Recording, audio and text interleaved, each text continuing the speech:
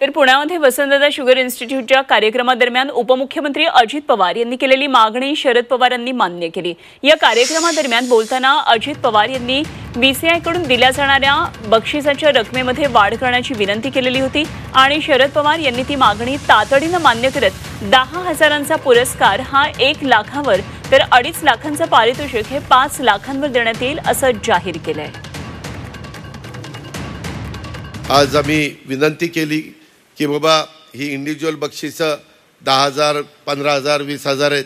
10,000ला आता फार काही किंमत राहिली नाही। इंडिव्हिज्युअल बक्षिसं 1 लाख करा असं सांगितलेलं आहे, परंतु ते आत्ता करणार का पुढं करणार ते साहेब जास्त अधिकारवाणीनं सांगतील। पण एकंदरीतच ह्या बक्षिसांच्या काही प्रमाणात रक्कम वाढून आणि ज्यांना बक्षिसं मिळाली त्यांचं मनापासून कौतुक, अभिनंदन।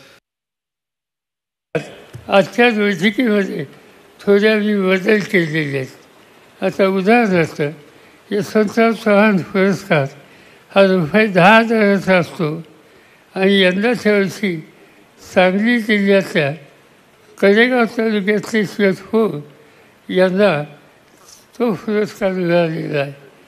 आजपर्यंत या पुरस्काराची रक्कम 10,000 होती।